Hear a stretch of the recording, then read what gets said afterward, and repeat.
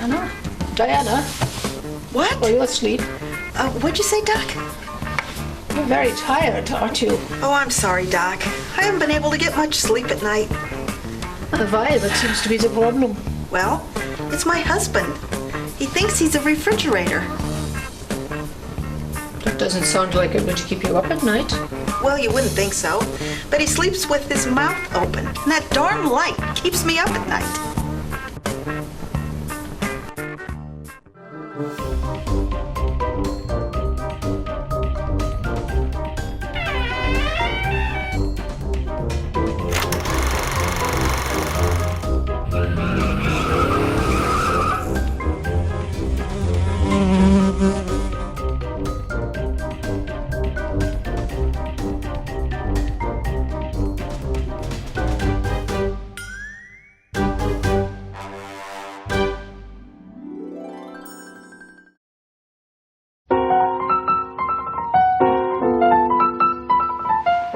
Hi, and welcome to another Weirdness Really Bad Movie Show. I'm Holly. And I'm McFly 237. Really? Anyway, as you know, we host public domain TV shows and then add in some of our own comedy sketches and have a little fun together. And then every week we also have a kids serial, and today it's episode 6 of Diver Dan. So who gave you the name McFly 237? Well, Wex 71. Who's Wex 71? Well, you are. That's your code name. Code name? Well, yeah, in honor of the TV show today, Dangerous Assignment, I gave us code names. Okay, well, I see where you got Wex 71, but where did you get McFly 237? I mean, is it from Back to the Future? No, I got that from McDonald's. McDonald's? Well, yeah, you see, I was going through the McDonald's drive-thru last week, and I ordered a Big Mac. And then when I took this real sharp turn, I spilled my Big Mac on myself. And you spilled it on your fly. Right. And the 237? Well, that's how much of my Big Mac that I spilled. $2.37 worth. Okay, you know, before any of this actually starts to make sense, I think we should probably take a break and then get our show started. You know, Dave, it's a good thing you weren't eating a chicken sandwich when you were driving. Otherwise, your code name would be Cluck Cluck. No, that's my wife's code name. You mean... Yeah, she was in the car with me when I took that sharp turn. We'll be right back.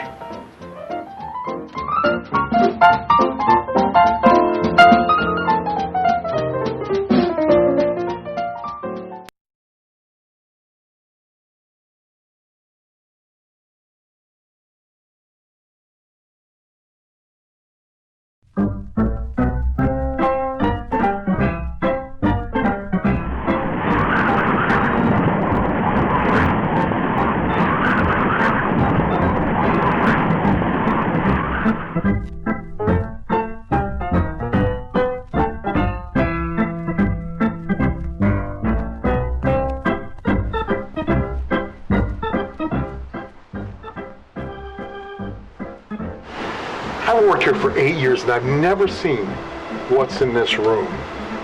I don't think it would hurt if I took a little peek.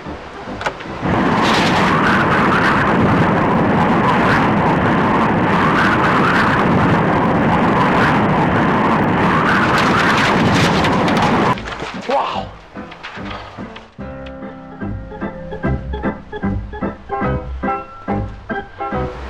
Hey, Dave, how are you? Fine. What's the matter? Nothing. Keep doors closed. Hey, can I peek inside, see what's inside? I wouldn't do that if I were you. Come on, Dave, one time. I've never been inside. I want to see what's in All there. right, but I'd advise against it. Please, It's all thank you. yours.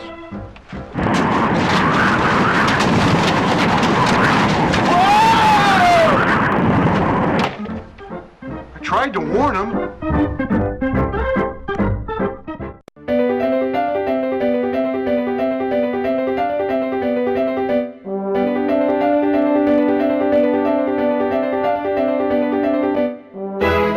Oh, hello.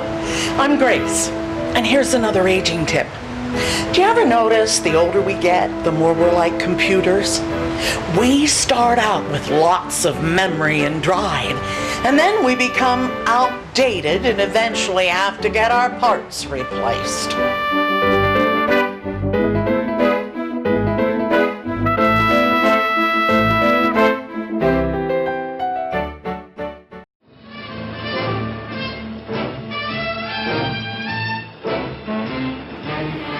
It's time for another episode of Diver Dan.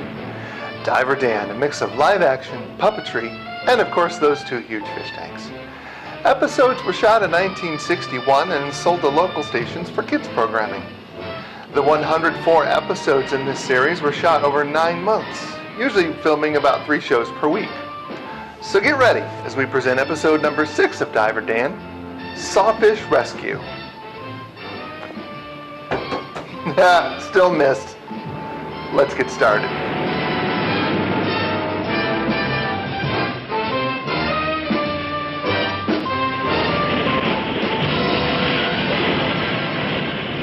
Below in the deep there's adventure and danger. That's where you'll find Diver Dan. The sights that he sees are surprising and stranger than ever you'll see on the land. Skipper Kipper invites Dan to enter the hold and take some samples of his unwanted gold. Little does Dan know what fate has in store as Baron and Trigger lurk by the door.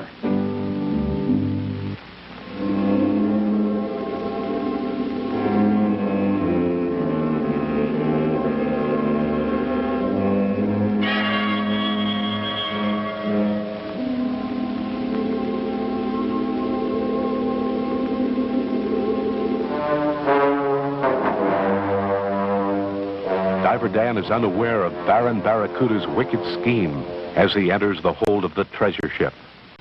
The hatch is closed, cutting off the vital air supply from Dan's airline. To make matters worse, the evil Baron locks the door and steals the key.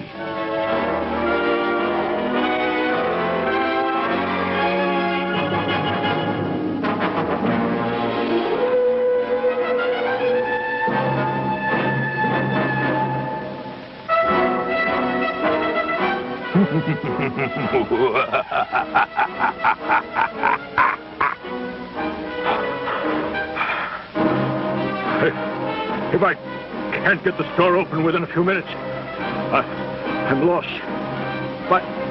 My oxygen supply is cut off. Who could have done this? This looks like the Baron's dirty work, Mr. Diver. How can we get this door open? It seems to be locked. Just a minute, I'll see. Oh, there, matey. I'm sorry to say the hatch is locked and the key is missing. Well, I'll go get help and come back as soon as possible.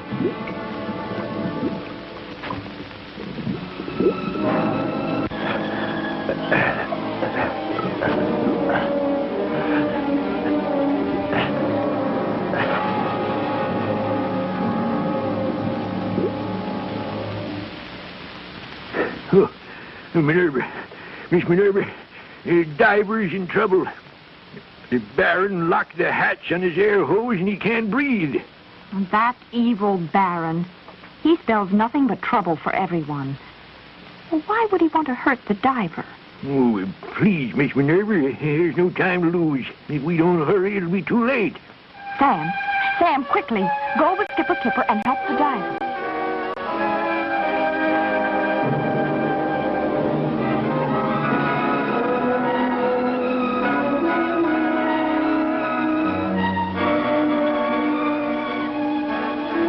Jaw a hole in the hatch first so the diver can breathe. We can worry about the lock later.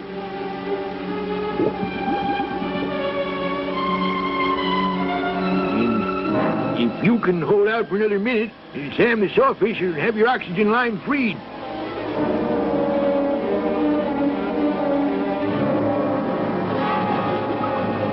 Oh, what a relief. Oh, thank you, Skipper. No, don't thank me. Thank Sam the Sawfish. Ahoy there, Sam.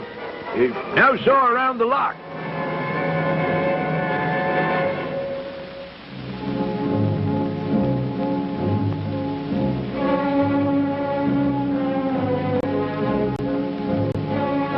Oh, you saved my life.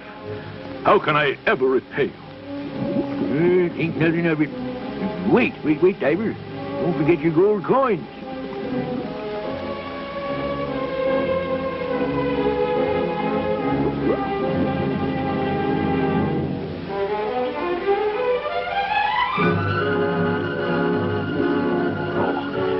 Thank you so much. And you may have all you want, you know. My hold is cluttered up with stuff now, and I'd like to build an indoor swimming pool there. I see. Well, I must return to my ship now. I'll let you know the results of the gold analysis.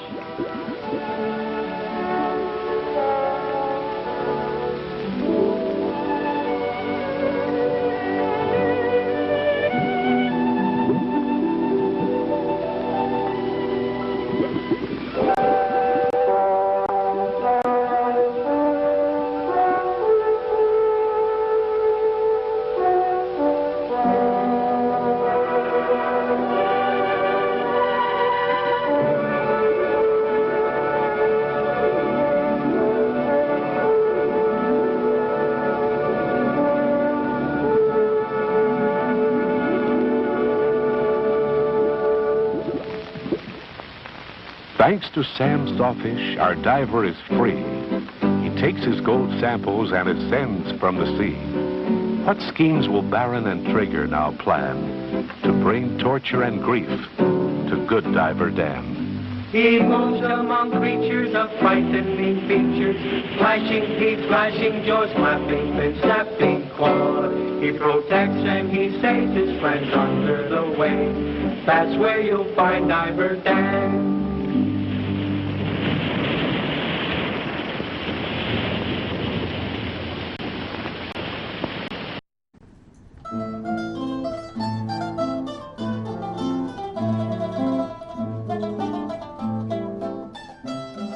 Good evening. I'm the Godfather. When the economy's tough, it gets tough for me too, you know what I mean? After all, it's only so much extortion money to go around. And the cost of busted kneecaps are up 31%. Aye, madon. That's one day I was deciding to play the lottery, and I was trying to figure out what chances I'd have of winning. I flipped the ticket on the back, and I saw I had a better chance of living to retirement age than I do of winning the lottery. That's when I decided to start my own lottery, the Godfather's Lottery. Dave, get out here and unveil my sign. Next time, get out here fast. Rachel, get out here and unveil my sign. When you ask yourself why you should play the Godfather's Lottery, it's an offer you can't refuse. Every time you scratch and play, you win. That's right. Just pick up a ticket for $2, scratch it off. You see, you won $1. And we'll never ask you to play responsibly. Play as often as you can. The Godfather's Lottery. If you don't play, you can't win or lose.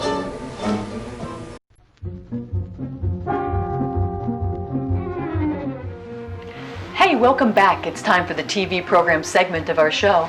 Today we have an episode of Dangerous Assignment, starring Brian Dunleavy. And the story of how Dangerous Assignment came to television is an interesting one. And that's a good thing, because otherwise we wouldn't have anything to talk about here. Now, this series is about Steve Mitchell, who is a secret agent for the U.S. government, just like me. Just like him, except for the secret agent for the U.S. government part. Right. And Steve Mitchell was sent all over the world to solve some problem or other, and like many TV series of the day, this actually started on radio, and it ran on NBC from 1949 to 1953. Now, Brian Dunleavy, who played the part of Steve Mitchell on radio, really wanted to transfer the show to television, but when no network TV would finance the show, Dunleavy bankrolled the entire project himself and sold the program to TV stations in syndication. All in all, Brian Dunleavy played Steve Mitchell for over 160 radio episodes and 39 television episodes. So let's get started with today's episode of Dangerous Assignment, The Memory Chain. Roll the film, Eugene.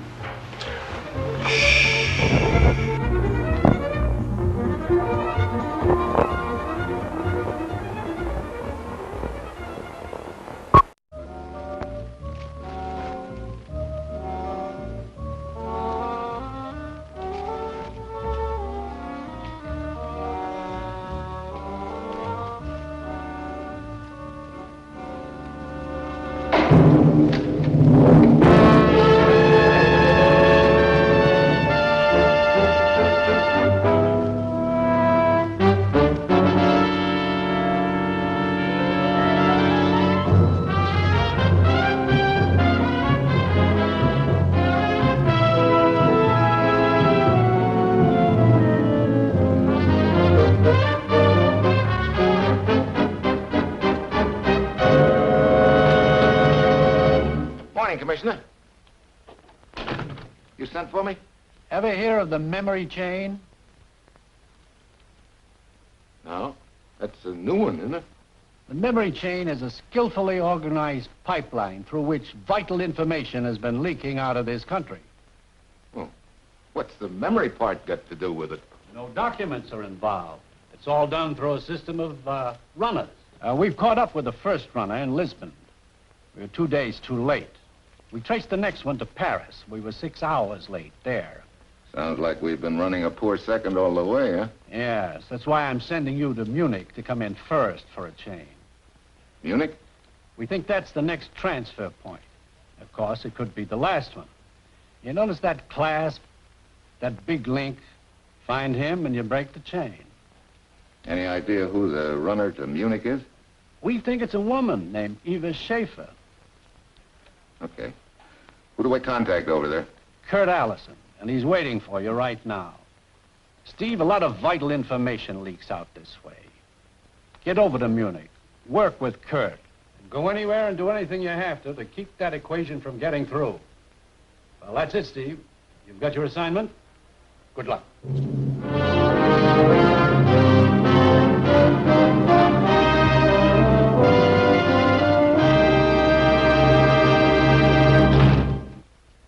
Sir, I've got my assignment. Fly over to Munich, Germany, and meet another agent, Kurt Allison. Then work with Allison to try and nab a runner in a quaint little organization known as the Memory Chain. So what it all boils down to is, I'm supposed to guess who has a vital secret locked up in his head. This would be a great spot for a mind reader.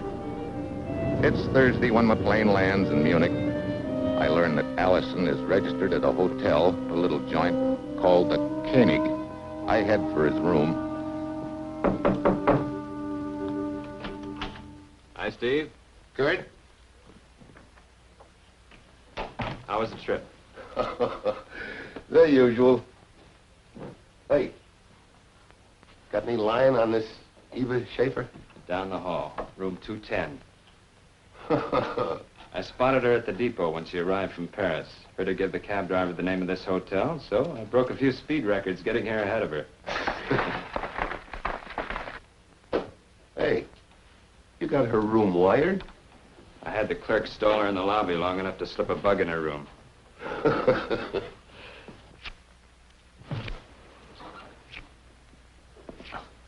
Filing her nails. Huh. She's been doing that just about ever since she arrived. That sound can get awfully annoying. Yeah. She made any effort to contact anyone? None.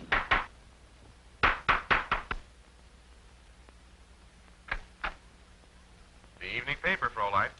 But I ordered no paper. It is a service of the hotel. I see. Very well, thank you. Could be a signal.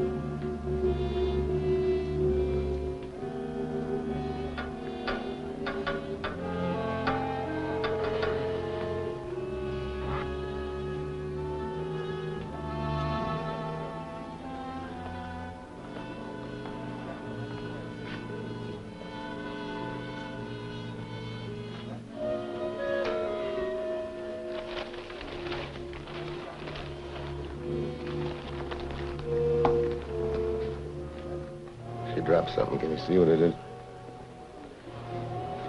Looks like a pencil. A gold pencil.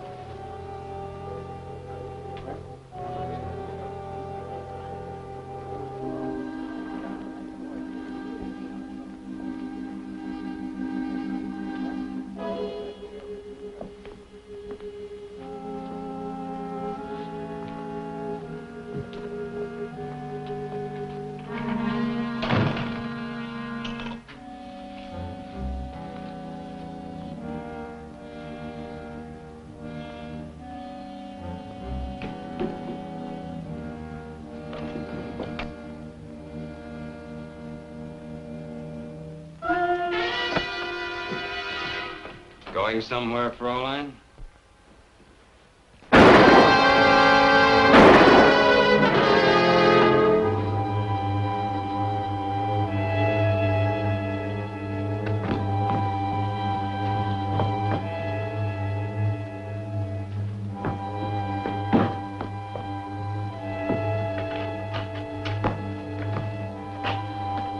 Kurt!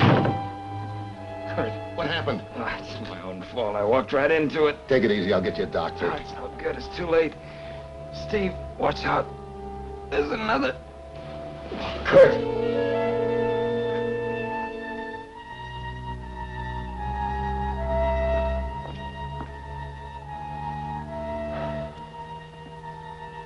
So Kurt dies in the service, and I try to figure out where do I go from here. I know now that Eva Schaefer really is a link in the memory chain, but has she passed on the atomic formula? And to whom?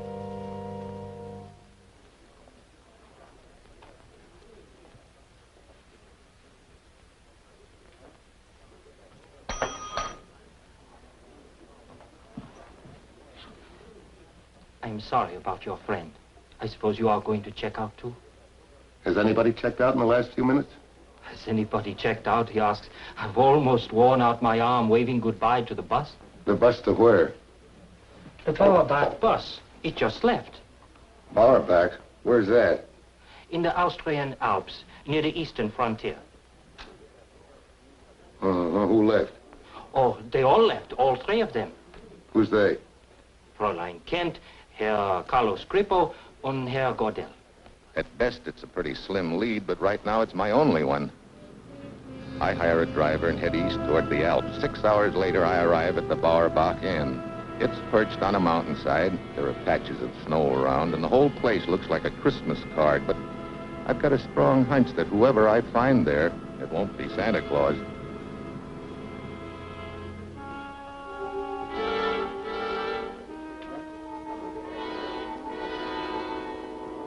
Good evening, mein Herr. Good evening. Welcome to Bauerbach. Thank you. I see you have some other recent arrivals from Munich. Carlos Grippo, Helen Kent. Yeah, if you are a friend of hers, I would be glad to tell her that you're here. No, thank you. Never mind. Why not? It's really quite flattering to be inquired about. Well, I know you used to know another Helen Kent. Yeah, that's right. Disappointed? Certainly not. You staying here long? Depends. I like excitement. It seems to me you must have come to the wrong place for that. It doesn't look very exciting around here. It wasn't. It's funny how an atmosphere can change. That could be an interesting topic of conversation sometime. Like over a drink in front of the fire? Why not?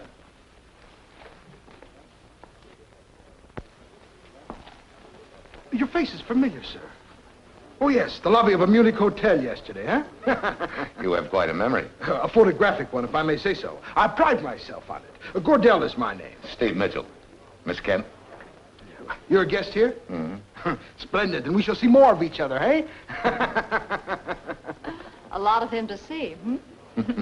Oh, this is a friend of mine, Steve. Carlos Grippo, Steve Mitchell. Hi.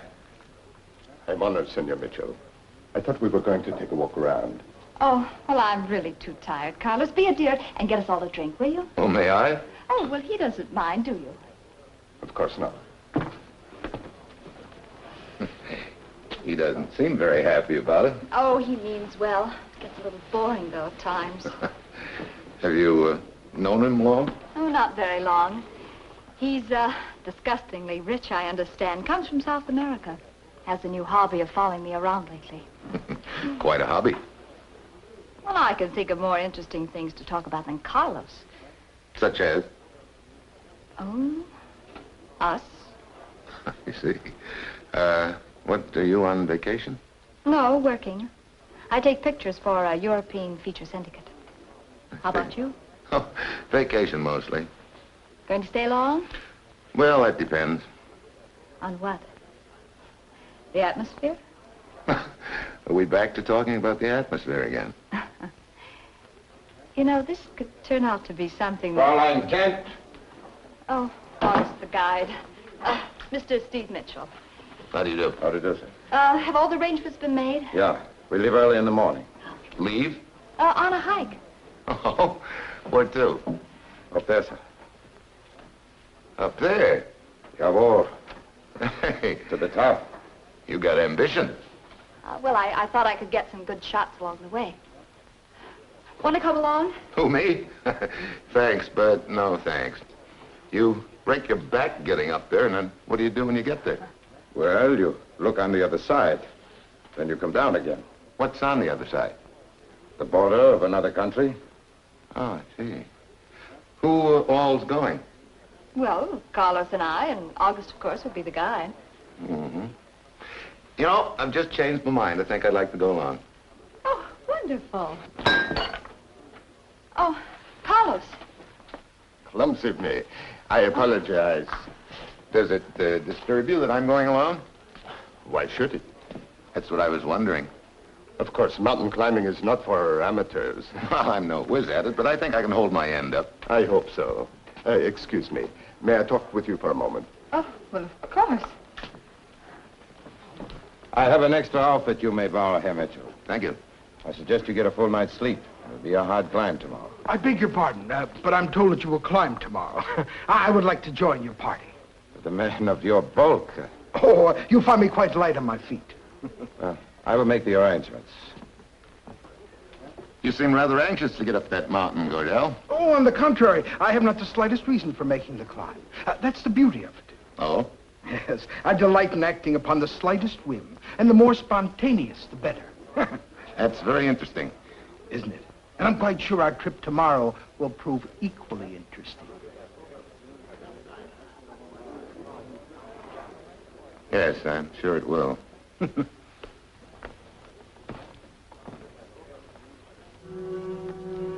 The big link. Helen, Carlos, Gordell. One of them could be my boy. The runner in the memory chain, taking that atomic equation over the border in the morning, but which one is it?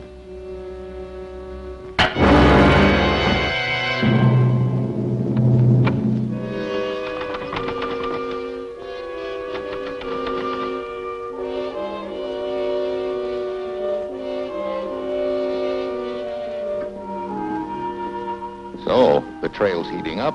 Somebody doesn't want me around. In the morning, I'll be climbing that mountain. And I've got a strong hunch that one of the members of the party will be doing his or her best to make sure that I come back down the hard way. There's plenty of time to treat yourself to something good to eat at our refreshment center. The show begins in just 4 minutes.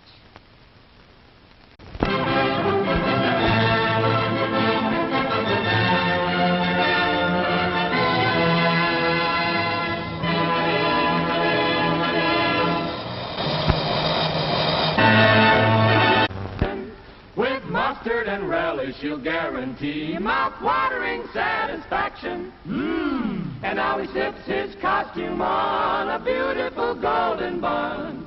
There's his cue to go out on stage. He's the natural. He's the rage. Meet this personality at our refreshment counter. Treat the family.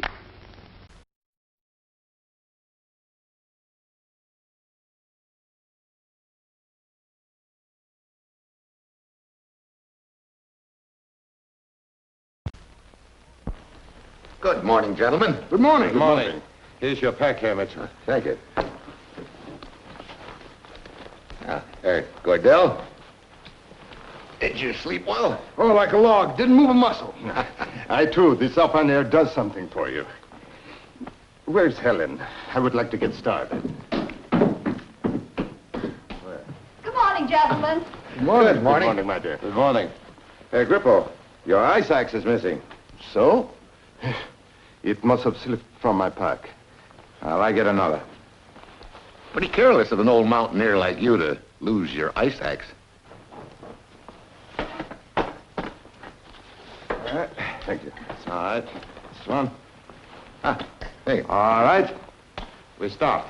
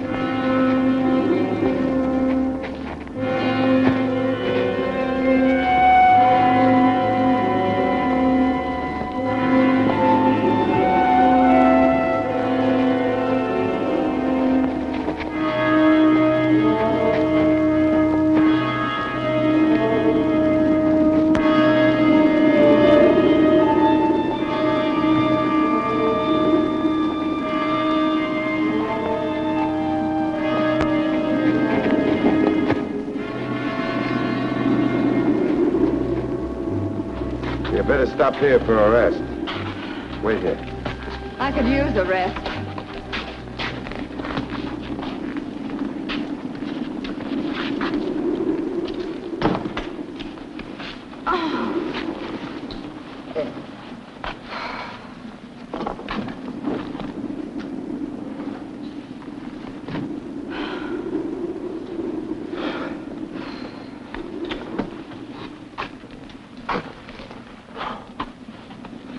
Been getting any pictures? Are you kidding? Too busy trying to get my breath. Carlos is an old hand. Doesn't seem to bother him at all. Seems funny an old hand should lose his ice axe. You seem quite disturbed about its disappearance. I was disturbed about it last night. I do not follow you. You know, I think I can get a pretty good shot of the valley from over there.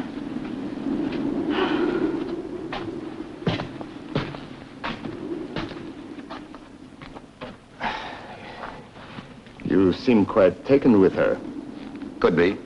Any objections? Why should I have? That's what I was wondering. See, I understood. Well, didn't you follow her here from Munich? Oh, I assure you, it was the other way round. What?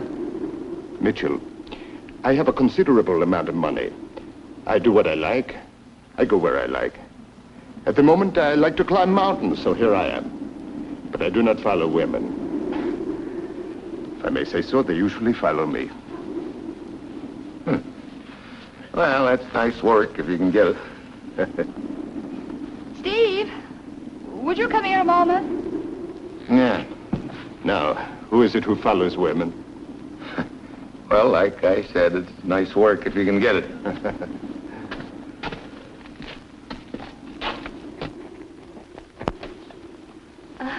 Would you steady me while I take a picture? Sure. I'm the best little steadier on this Alp.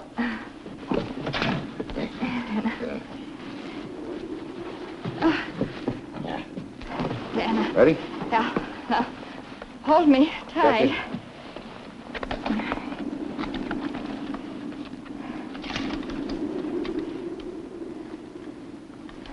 Hold me now. Yeah.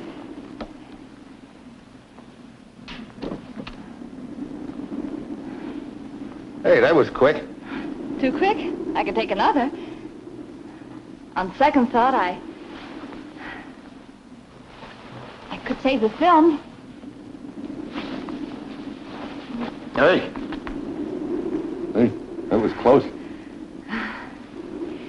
Well, you'd better watch out for me. My kisses could prove fatal.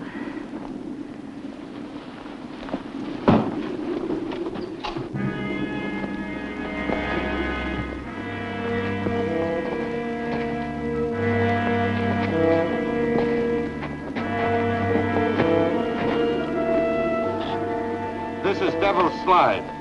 Now watch your step. Be very careful.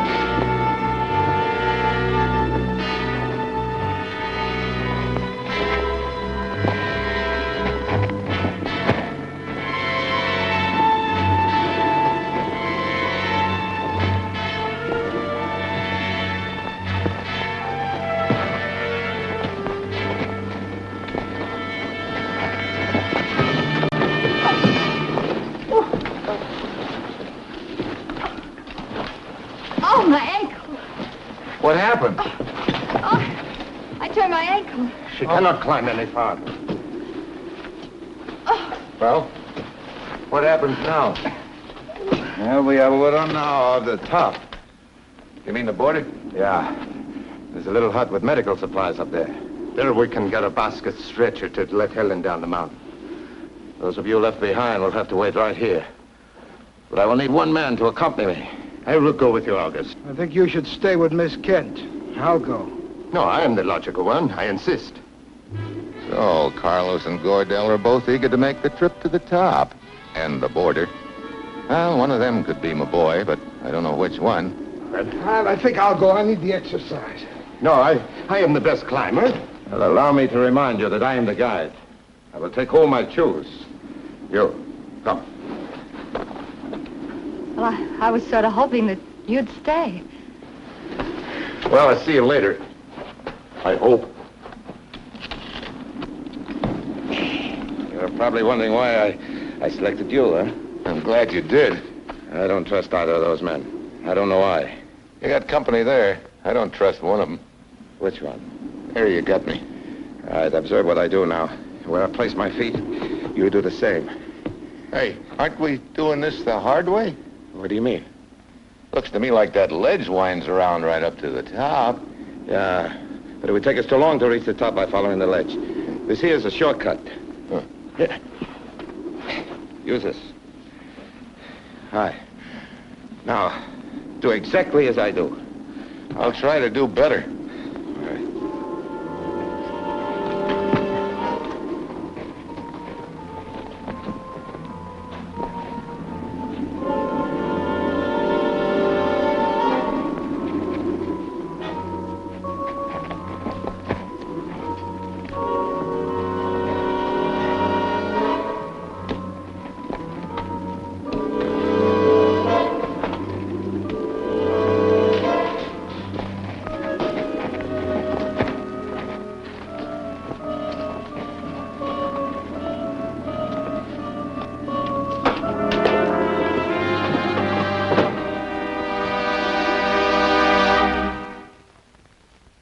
Where we part company, Herr Mitchell. Huh? We have reached the border. Oh. So I found my boy, the big link, at last. At last. But too late.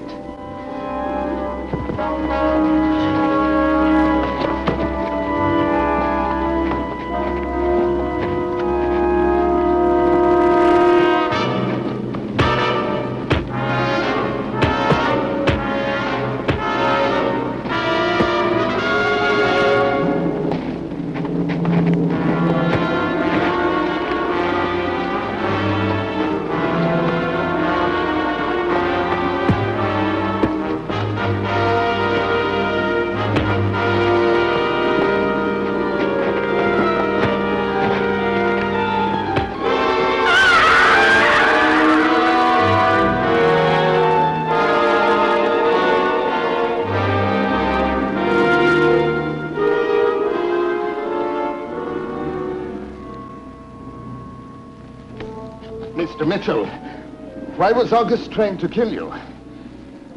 Because he was the big link in the memory chain. The memory chain? I don't understand. Well, it doesn't matter. The big link just lost his memory. He got amnesia the hard way. Well, let's get that stretcher back to Helen. We can get it down faster by the shortcut. We're gonna take the long way home.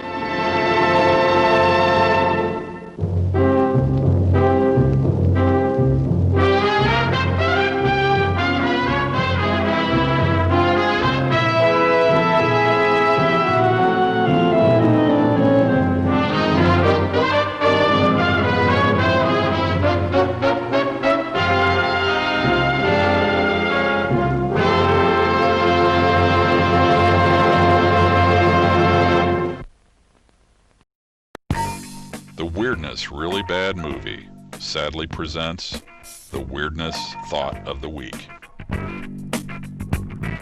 Most problems have no answer, or the answer is worse than the problem.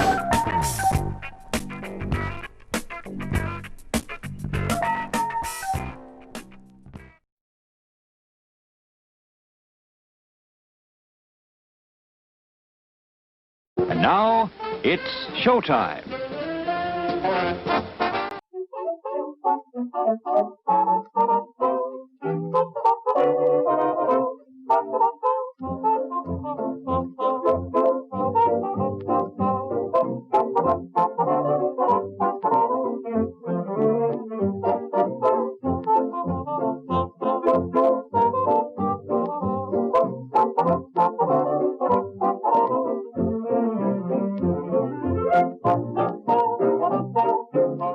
Can you believe this? Our first day of vacation, and she decides to go into labor. What are you complaining about? This is our honeymoon.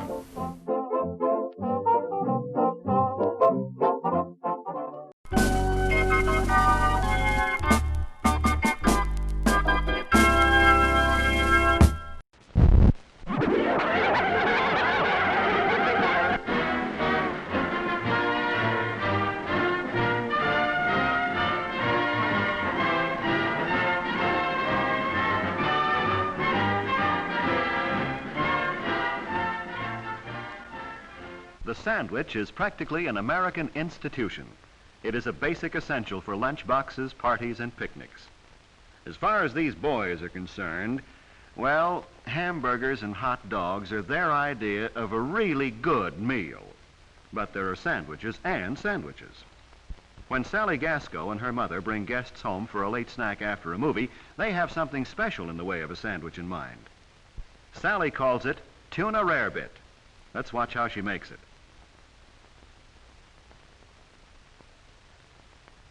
This is a sandwich for forks, an open face creation, in other words, with a cheese, milk, and tuna fish mixture on top.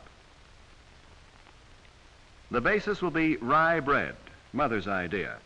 She found that the spicy caraway flavor made a good contrast to the bland fish and cheese. So the edges won't harden and curl when toasted, and so they'll be easier to eat later. She cuts them lightly with a knife. Sally puts a cube, about a square inch, of butter into the top of a double boiler. A little butter finds its way into a great many dishes in this kitchen, not only for flavor, but as a blending agent.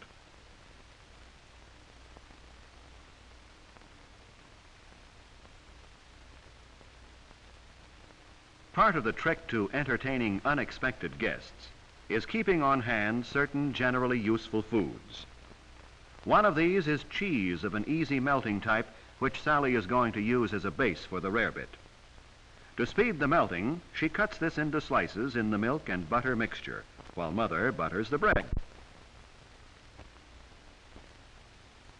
The simmer flame keeps the water boiling gently while the cheese is melting, so that Sally can go on to other tasks. She adds the canned chunk-style tuna fish, and notice that she uses a wooden spoon to avoid discoloration of the mixture. Although the tuna rarebit is fairly substantial food in itself, it is a good idea to add something for variation in color and texture. Mother is making a salad dish: celery, radishes, olives, and pickles. Sally adds potato chips to the menu. They used to be exclusively picnic fare, but they've joined the host of useful accessory foods which make entertaining so much easier and more fun for teenagers. The bread was toasted quickly in the broiler, and the rarebit is nearly ready to serve.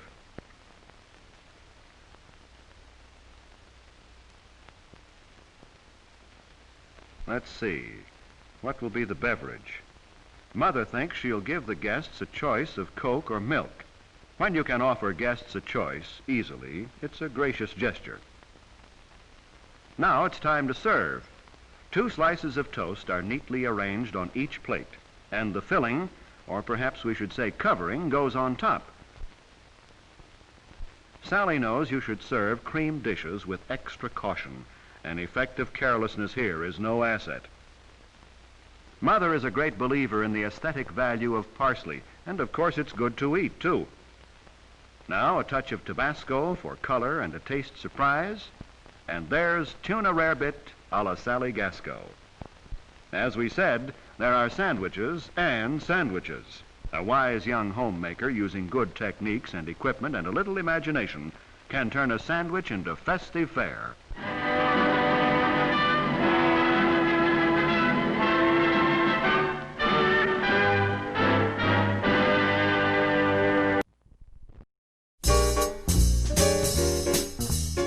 Time once again for another Weirdness quiz, so get out your pen and paper and we can begin. If you're using an iPad, then you better put your pen down. Today, we're going to take the Soda Pop Slogan Quiz. So if you're ready, or even if you're not, let's test your soda pop knowledge. Question number 1. Have a Coke and a what? A smile. B, a smirk. 3, a snort. D, and rum. Question number 2, according to one soda, Yahoo! It's what? A, Mountain Dew. B, Mountain Grown Folgers. 3, moonshine. Or D, a check from the IRS. Question number 3, according to one soda, if you drink this, you can become one too. What do you become? A pepper. B, a salt. 3, a drunk. D, broke. Question number 4. Obey your thirst is the slogan for what? A, Sprite. B, the bully next door whose name is Thirst. 3, that voice inside your head. Or D, your mother. And question number 5. The one with the mad taste is the slogan of A, RC Cola. B, the Mad Advertising Agency. 3, Angry Birds. D, Dr. Frankenstein. That's it. Test over, and put your pens and pads down. And now take your paper and hand it to the person on your left. If there's no one on your left, then just put it in a soda bottle, put a cork in it, and toss it into Lake Erie. And be sure to study hard for the next Weirdness quiz. There's a villain on the highway late at night. This guy will really chill you. What a sight. In your auto he will park, start you trembling in the dark. His sticky valves are riding with you tonight. His sticky valves are riding with you tonight. Are you sure your car is running exactly right? He will make your engine sputter and your car will jerk and stutter. His sticky valves are riding with you tonight. If you want to save your power, now listen here. Add Bardol to your car, he'll disappear. Sticky valves won't be sticking and your motor won't be kicking. Add Bardol to your car and never fear. Bardol did it again. Bardol did it again. Bardol did it again.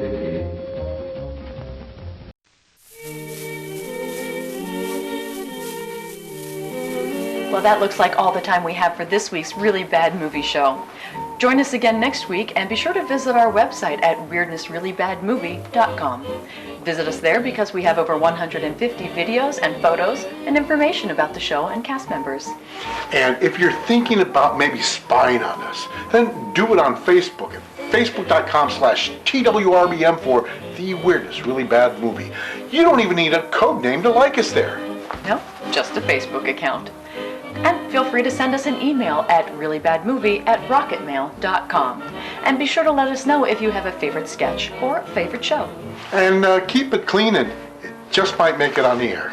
So Dave, did you learn anything about the spy business today? Well, Holly, I learned that, when you're a spy, they give you the cyanide pill, just like this one here.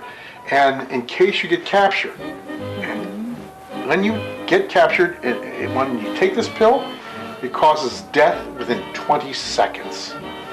But I only have one question.